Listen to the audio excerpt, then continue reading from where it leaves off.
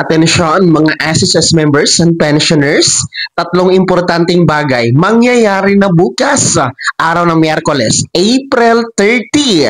Ano-ano ang mga ito? Dapat alam nyo. Pag-uusapan dito sa video. Hold up.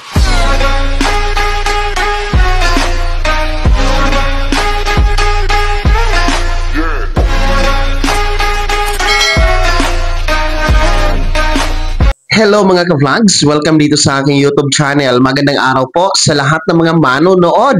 Saan po kayong dako sa mundo? Kumusta mga ka-vlogs? Tatlong importanteng bagay mangyayari na bukas, April 30, araw ng Miyerkules. Dapat alam nyo ito, mga miyembro at pensionado, napakahalaga ito.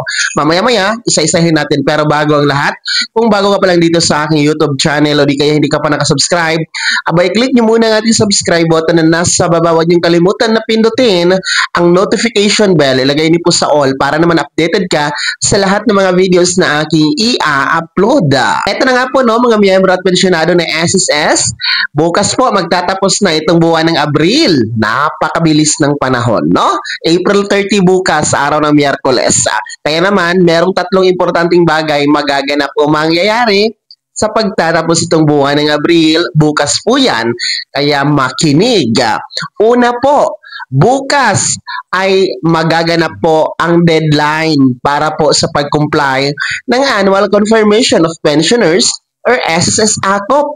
Para ito sa mga pensionadong merong birth month o nagdiriwang ng kaarawan nitong buwan ng Abril. Whatever kung ano ang petsa, from April 1 to April 30 hanggang bukas. At ang edad nyo po ay 80 pataas. 80 years old pataas. No? Ibig sabihin, hindi kasama sa mag-ACOP ay yung mga hindi pa naka-80 pataas na edad, no? So, kailangan kayo mag-comply ng ACOP ayon sa isang SSS circular, yung 2023-013 na may titulong revised guidelines for annual confirmation pensioners program mga ka-vlog. So, whether you are a retirement pensioners, total disability pensioners, or survivor pensioners, dito kami sa Pilipinas na nasa abroad, you are required not to comply your SSS ACOP. So bukas po, deadline yan.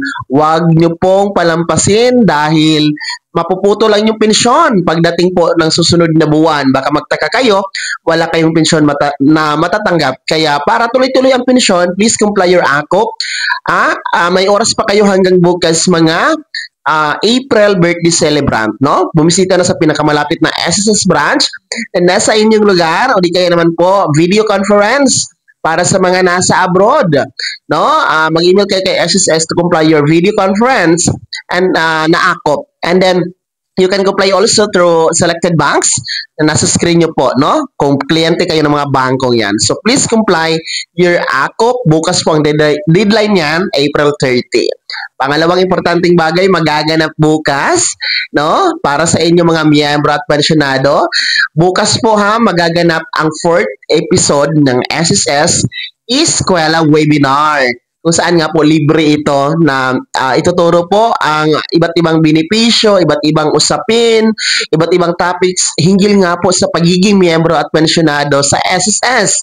No, gaya po ng contribution, benepisyo, at iba pang mga serbisyo na kailangan po nating malaman. So libre lamang po itong webinar na SSS Eskwela Webinar. 4th episode na po ito. Magaganap bukas, April 30, araw ng Miyerkules. Magsisimula alas 8 ng umaga hanggang alas 12 ng tanghali. Kung nais nyo po sumali dito, you can scan the QR code na nasa screen nyo po at dadalhin po kayo sa registration website, no, para po ma-confirm yung inyong pag-attend po bukas sa 4th episode ng SSS Eskwela Webinar. So join po kayo, napakaganda ng webinar na ito. Libre, walang bayad mga ka-vlogs. Pangatlo at panghuling importanteng bagay na magaganap bukas, abay good news naman po. Para ito sa mga pensionadong kabilang sa first batch, yung merong date of contingency mula 1st to 15th day of the month. Bukas na po kasi magaganap maganap ang inyong pension crediting para sa buwan ng Mayo.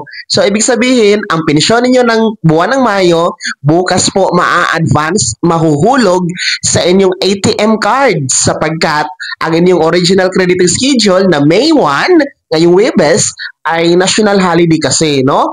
Regular holiday dahil nga po sa Labor Day o araw ng mga manggagawa. Kaya walang pasok po sa lahat ng pampubliko at pribadong opisina kabilang po ang SSS.